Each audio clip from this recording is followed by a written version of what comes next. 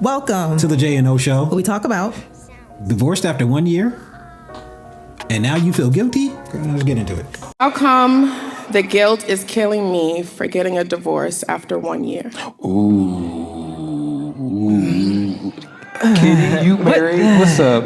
What did you divorce for? Would you share that? He had a manic episode on me. Oh, no. But I didn't leave him for that. What? You see the face they all made? Yeah. Yeah, we all gonna have the same face. After 1 year, Yikes. something went horribly wrong leading up to that marriage. Like something with your vetting system was way off. Yeah. Something Definitely, was way I'm off like, to even get into that situation. Unless y'all met and got married in the span of like a really short time frame where you didn't really know the person at all. Was y'all on Married at First Sight? Was y'all on that TV show? She don't look familiar. We done seen all the seasons for the U.S. Man, listen. You feel guilty because you left after 1 year. You made a commitment, you made a covenant, you made a promise, and then you reneged on it within a year. Yeah. But then you gotta adjust the manic episode, and it's just like he had a manic episode. Like it's just like. Well, she said that wasn't the reason why she left. Yeah, what reason did you leave? Him going manic on you was, which even still, because we understand that that's a mental disorder, and some people may say that it's a demon. Oh, let's just be honest. Some people gonna be like, that's a demon. Yep. You know, there are people who be like, yes, demons come across to people who don't believe in Christ as mental disorders. So you got those two things. Mm-hmm. But you still married and made a promise that you were going to stay for better or for worse. That would be worse. The worst part, yeah. And the thing is, a manic episode isn't like a depressive episode. As far as I know, a manic episode, aren't they usually like high and delusional? I think so. It's not necessarily like angry. Yeah, look it up. But it's usually like, they're like, oh man, don't you see the flowers dancing? Like, the flowers dancing. It's not really like that. But, well, some people might have it like that. Is a period of time. A manic episode is a period of time when a person experiences a high level of energy, irritability, and other extreme changes in behavior. Okay, so it could be the irritability, other changes in behavior. Manic episode can last for at least 1 week. And manic episodes can be a symptom of bipolar disorder, a mood disorder that can also cause depressive episodes. So now I thought the depressive episode was coming out of the mania. So if you're having a manic episode, you're in the delusional high. You can have delusions. It can be disturbed and illogical, feelings of self-importance or thinking that you're invincible. Reckless driving, impulsive and risky. Mm-hmm. So it could be a lot of stuff. So I only had a partial view. So apparently it's a lot more to it. But when y'all sign up for marriage, like anything can happen. Yeah. And I don't think that people understand. Somehow we don't understand that when you get married, you're signing up for anything that can happen. For life. And some of the things that can happen, somebody can snap. Yeah. Like that's a part of it. Now, if it gets abusive, you need to be up out of there. 100. But I'm not necessarily saying you have to divorce, but you don't need to be in that situation. Yeah. You definitely need to be away from the person. Mm-hmm. But you signed up for it. That's why you're feeling guilty. You signed up for better or for worse. And then when worse came, you bounced. And that's not why you left. So I'm curious to see. Did you leave? I know. I'm curious to see why she actually left. I left him because he is attached to his trauma with his mom and his ex, which leaves him space to tell them about our personal business. Oh, okay. Shit. Okay. Okay, well, this can go. So again, when y'all were dating, you didn't notice any of these? That he wasn't attached to his trauma when y'all were dating? That part, I don't understand. Here's the part that throws me off. The mania, you was like, I could deal with this. But you telling your mama all our business, that's over the line. I'm out. I'm gonna be honest with you, sis. I'm gonna be honest with you. And levels of importance, right? I mean, he not leaving and cleaving. Yeah. I got you. He off. I'm not saying he not off. He is. But mania, you think you're invincible. You could be trying to run folk off the road. You could be trying to jump off a building. I can fly, jump off the building. You could be driving you crazy. But you telling your mama our business is a problem. Why you gotta say it like that? Because in levels of importance, it's that crazy. Now, the ex-girlfriend part, is there more to that? That's what I'm on. Is there more to that part? Again, that could be a thing. Yes. Well, like I said, again, none of these things were things that you saw before you said I do. That's why you feel. That's why you feel guilty, because you should. Go ahead. I'm sorry. Yeah, I'm push play. Can go multiple ways. Okay, I'm trying to lighten this up now. No, don't lighten it, because I was waiting for you. I was waiting for you to tell me. I appreciate that. She like, you know what? No, tell me the God's honest truth. Because that's good. That means that she's willing to learn from her mistakes. Yeah. So hopefully she doesn't, make that same mistake again. Right. If she ever remarries, or if she decides to get back with her ex, if that's even an option. So I don't know. Oof, that's gonna be rough. Okay, just to be honest with you, whenever we do certain things, whenever we make decisions, whenever we decide to make major life decisions based off of emotions or off of just impulse, and then we realize that it wasn't a good decision, internally we have to look at ourselves. And because we have to... I'm just going to pause right there, because we've said this. Yeah, we both said it. I was like, did we both say it? Yeah, we both said this several times on our channel. Like, we all have emotions, and we have emotions for a reason. But we do have to learn that when we are making life decisions, y'all, we got to take emotions out of it. Like, we really got to be able to think things through, like weigh your pros and cons, like really put your emotions to the side, because emotions are fleeting. You'll be happy one minute and sad the next. You'll be like depressed, you'll be happy, you'll be in between, you'll be melancholy. Like, emotions are all over the place, and we can't make life decisions based on an emotion. And we can't make laws based on emotions either, but that's a whole nother thing. But anyway, I'm just going. Here's a question. What? Was the emotional decision getting married or getting divorced? That part. Because we have to mirror our bad decisions, that's where the guilt starts to show up. The opposite side is that there's societal expectation when it comes to marriage. Traditionally, spiritually, in regards to religion, your family, whatever the case may be, because I don't know if your family values marriage. And then also, you possibly may have felt like you abandoned him in that moment of the manic episode that he possibly had. And sometimes when we are not used to choosing ourselves, or we're not used to paying attention to what it is that we need, and we're constantly having to do for other people and pleasing other people and meeting their needs and stuff like that, it makes us feel shame and it makes us feel guilt. I understand that a year is short timing, but if you realize that this right here, these things that maybe this marriage was just a bad decision on both of us. Maybe I didn't really get a chance to really get to know you. When you start having those conversations with yourself, you're really going to have to respect and advocate for yourself. Respect the fact that you may have made a mistake. You are human. Mistakes are human experiences. Some people marry and then some people fail, but you got to give yourself some grace. I do understand that is a short timing. But what I'm listening to, although I do feel like those things were there first and you just missed those red flags for whatever reason you missed them. I take accountability for that. I respect that. I respect that. That's probably where that guilt and shame is coming from. But I don't know if people are in your ear. I don't know if it's people criticizing you. So it's just self-criticism. It's just self-criticism. Don't criticize yourself for mistakes. You can't keep criticizing yourself. Now, I'm not going to say that you can't learn from, but the more that you beat yourself up, the more that you constantly keep those memories and those things vivid, and you're not actually looking for the lesson in it, you're just looking for the pain in it, you're constantly inflicting this pain on yourself, and it's not going to help you grow from that. Thank you. Did anybody else have something? Yeah, I got some. Because he asked What you got? He asked me.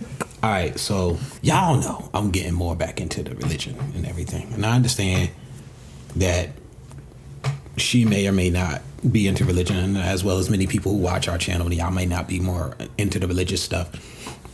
And I want to strive on this channel to speak to both sides of it. Religion or the Bible? The Bible, belief, relationship. Everybody don't have belief. Everybody don't have relationship. Mm-hmm. Most people don't have relationship, even if they claim that they believe. most people don't. It's just a claim. It's an empty claim. So, all right, guys, I need you to do me a favor. Hit that like button, hit that subscribe button, hit that notification button, hit all the buttons. Yes. Thank you. Part of her guilt may have been that regardless of whether you believe in the Bible or not, have Christian values or not, you lied. How, Sway? You said, better or worse, sickness and health. They said your word was returned unto you void. Meaning you sat up there in front of witnesses, most likely. Maybe y'all did the courthouse thing. Most likely you sat up there with some witnesses. You can have anywhere from 20 to 200. You sat up there with witnesses. You probably promised before God. Maybe you didn't. Maybe you're one of the people that isn't in that realm. But you still promised him that you are the person that I'm going to choose to be with for the rest of my life. And you saying that to them was a lie. Well, and that's where the guilt is coming from. You know, we always talk about the dating situation and we like, yo, don't stop this dating strangers thing because y'all running into... There it is. Stop this dating strangers thing. These folk out here crazy. You don't know these people. Most people like, well, what else are we supposed to do? Date people in your immediate circle. Date people in your, like, the family friends, the people that you're around all the time, the people that you know their mama, you know their daddy, you know their cousin, you know the brothers and sisters, you know their grandma, you know the people that the group they hang out with, you know how they move, you know how they act. A lot of this vetting, like this would have already been something that was out there if we weren't dating strangers. I think that is one of the worst things that we are doing in this current society. And I understand that people like the freedom that comes with it, and I understand the reasoning. But yo, when I tell you we taking L's, bro, we taking L's from the store. We're buying the L for like $4,000. We putting it in the back of our car. We driving that joker home. We getting help bringing it into our house. We set it in our living room like a television, and we just watch and we just sit there with that L. No matter how much it's destroying everything that we really want in life. Because see, it's hard to speak directly to her situation because we don't know all of the details. You feel me?